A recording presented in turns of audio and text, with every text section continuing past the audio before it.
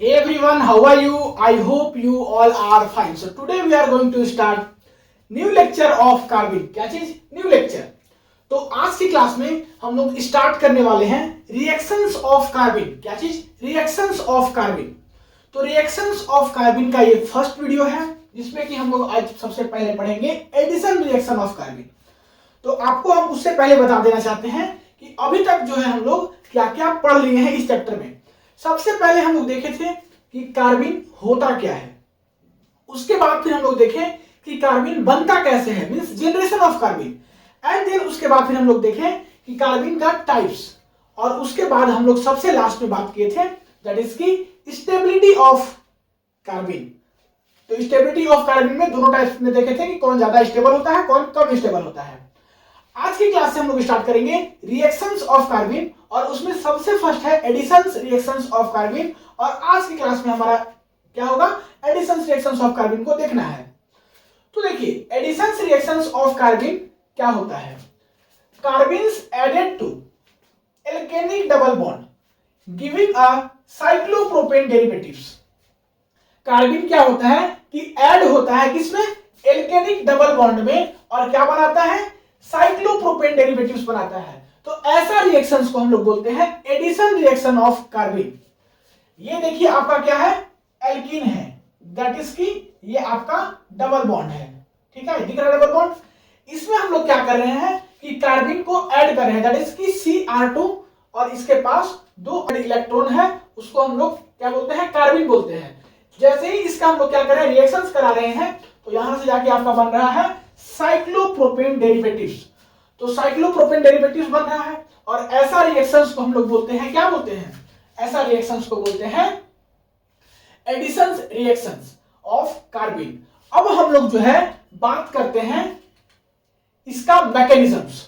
तो इसका मैकेनिज्म्स जो है वो कुछ पाथवे पे फॉलो करता है. आपको पता होगा कि दो टाइप्स ऑफ कार्बिन होता है, एक कार्बिन का टाइप्स होता है सिंगलेट और एक कार्बिन का टाइप्स होता है ट्रिपलेट. तो दो टाइप्स ऑफ कार्बिन होता है. दोनों टाइप्स ऑफ कार्बिन के लिए अलग अलग मैकेनिज्म्स होता है, और अलग अलग मैकेनिज्म्स जो है वो एक हाइपोथेसिस पे दिया हुआ है जिसका की नाम है स्कल हाइपोथेसिस. क्या चीज, SKULL स्कल हाइपोथेसिस. इस हाइपोथेसिस पे दोनों टाइप्स ऑफ कार्बिन का मैकेनिज्म्स बताया हुआ है. तो हम लोग उसी के ऊपर बात करेंगे. देखिए सिंगलेट कार्बिन की सबसे पहले हम बात कर रहे हैं, क्योंकि दो टाइप्स ऑफ कार्बिन होता है, सिंगलेट और ट्रिपलेट. तो एडिशंस रिएक्शंस हम लोग सिंगलेट के केस में भी देखेंगे और ट्रिपलेट के केस में भी देखेंगे. सबसे पहले हम लोग बात करते हैं सिंगलेट कार्बिन. सिंगलेट कार्बिन जो है वो कैसा पाथवे फॉलो करता है, कंसर्टेड पाथवे. और ये हम नहीं बोल रहे हैं, ये स्कल हाइपोथेसिस में बताया गया है कि ये कैसा पाथवे फॉलो करता है, कंसर्टेड पाथवे. कंसर्टेड पाथवे का क्या मतलब है, concerted pathway means one step reactions. ये रिएक्शंस जो है एक ही स्टेप में होता है. आपका बॉन्ड ब्रेकिंग और बॉन्ड फॉर्मेशंस दोनों का दोनों एक ही स्टेप में होगा. अभी हम लोग रिएक्शंस देखेंगे तो ये सब बातें समझ में आएगा, बस अभी जान करके रखिए. और रिएक्शंस होने के बाद यहां से आपका स्टीरियो स्पेसिफिक प्रोडक्ट बनाता है. मींस जैसा आपका रिएक्टेंट दिख रहा है वैसा ही आपका प्रोडक्ट दिखेगा. या इसको अदर वर्ड में ऐसे बोल सकते हो कि यहां से आपका 100% रिटेंशन प्रोडक्ट देता है. क्या होता है, 100% रिटेंशन होता है. तो दो तरीके से समझ सकते हो कि जैसा एल्केन होगा वैसा प्रोडक्ट, या तो फिर 100% रिटेंशन. जो आपको समझना है समझो. अब बात करते हैं हम लोग ट्रिपलेट कार्बिन.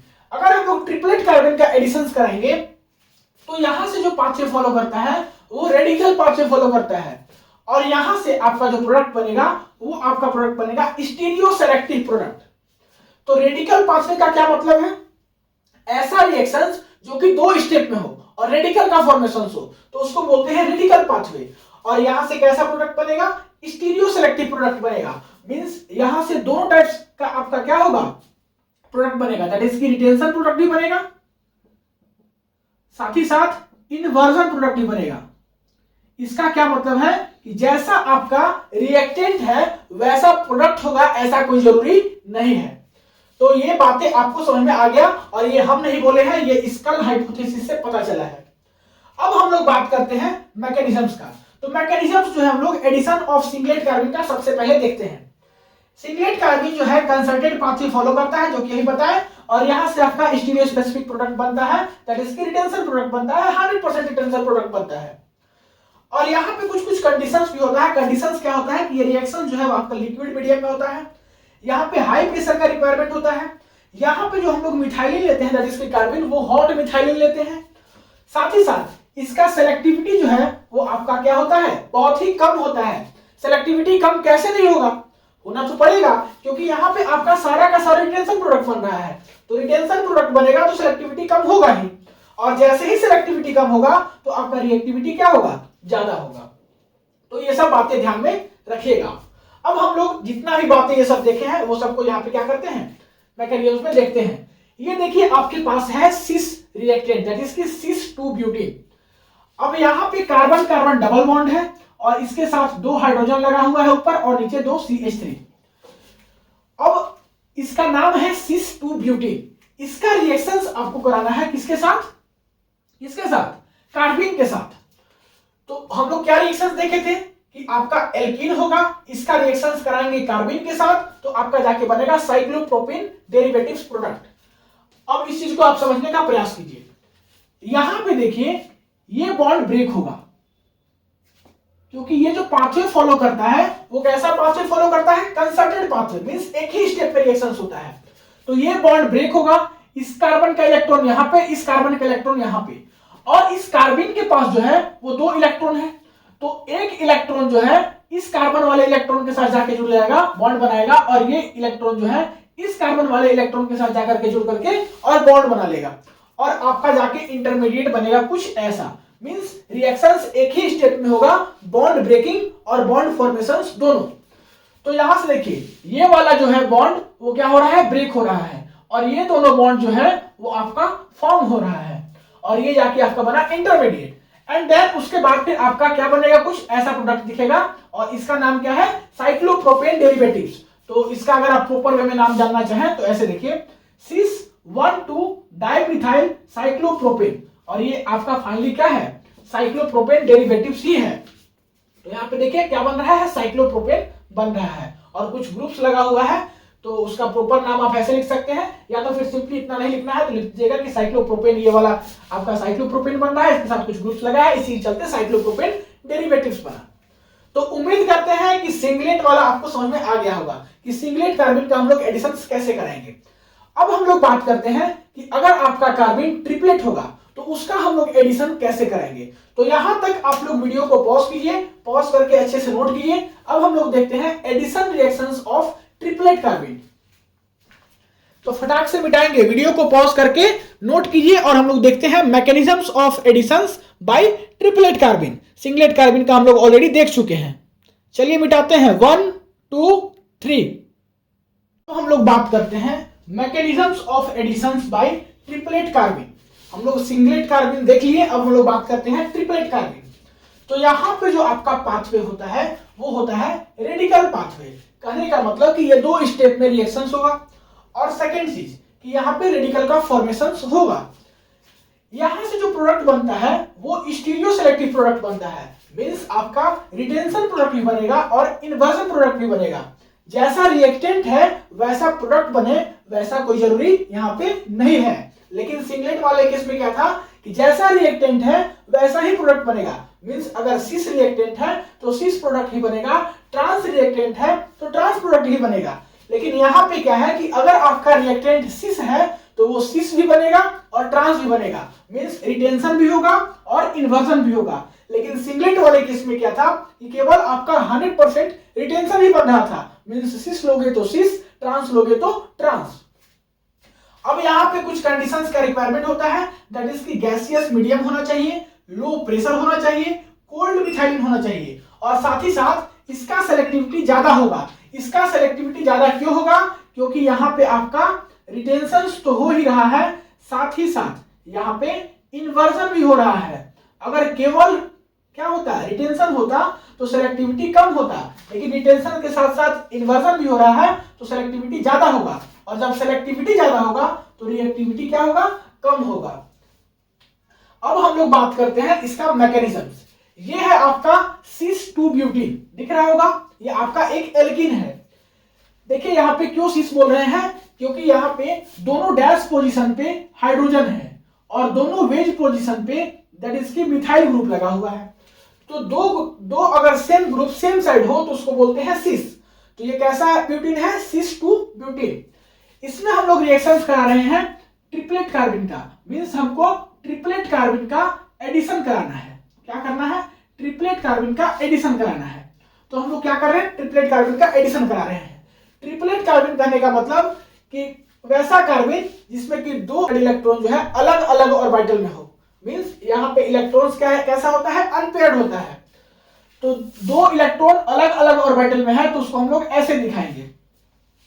अब यहाँ पे क्या होगा, ये आपका डबल बॉन्ड है, ये बॉन्ड यहाँ पे ब्रेक होता है और ये कार्बन अपना इलेक्ट्रॉन ले लेगा, ये भी अपना कार्बन इलेक्ट्रॉन ले लेगा, मींस ये बॉन्ड ब्रेक होगा और ये कार्बन अपना इलेक्ट्रॉन, ये कार्बन अपना इलेक्ट्रॉन ले लिया।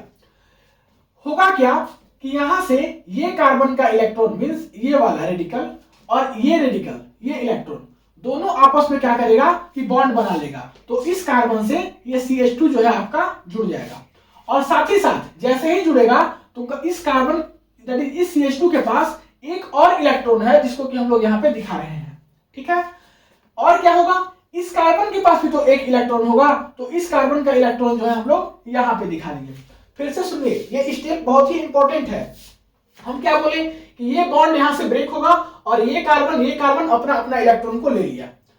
अब ये कार्बन का इलेक्ट्रॉन और यहाँ पे CH2 का एक इलेक्ट्रॉन जो है वो दोनों आपस में मिलकर के बॉन्ड बना लिया और यहाँ पे एक CH2 का इलेक्ट्रॉन है जिसको कि हम लोग ऊपर दिखा रहे हैं और ये कार्बन जो है अपना इलेक्ट्रॉन इसके पास भी तो आया है, मींस इसके पास भी तो एक रेडिकल आया है तो यहाँ पे आपका एक रेडिकल इसका दिखा दिए।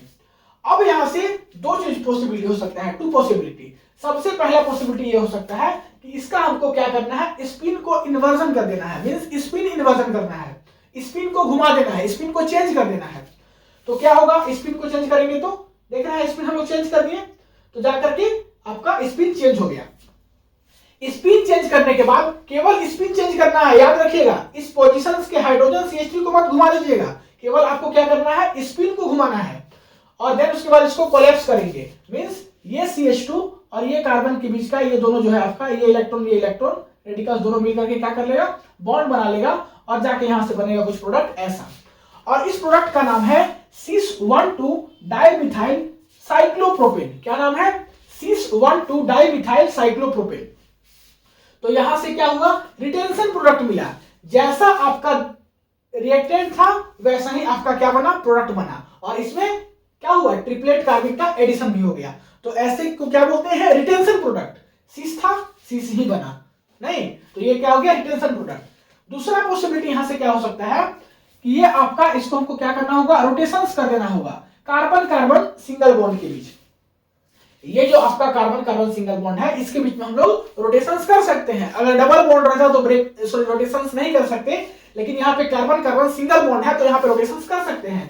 तो इसको आप लोग फिक्स रखिए और इसको आप लोग क्या कीजिए, ऐसे दिखा रहे हैं आपको,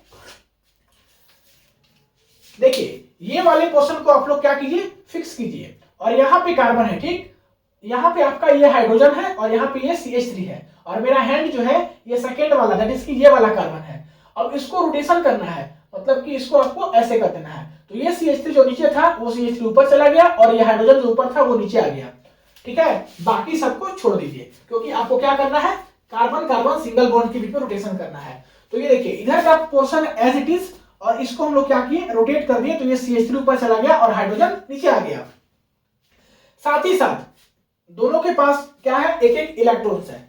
अब हम लोग क्या करेंगे कि इसका स्पिन इन्वर्जन करेंगे तो जाके आपको ये मिलेगा एंड देन इसको हम लोग क्या करेंगे, कोलैप्स करेंगे तो ये दोनों आपस में क्या कर लेगा, बॉन्ड बना लेगा। CH2 और ये कार्बन का दोनों इलेक्ट्रॉन मिलकर के बॉन्ड बना लेगा और जाके आपका बनेगा प्रोडक्ट फाइनली कुछ ऐसा।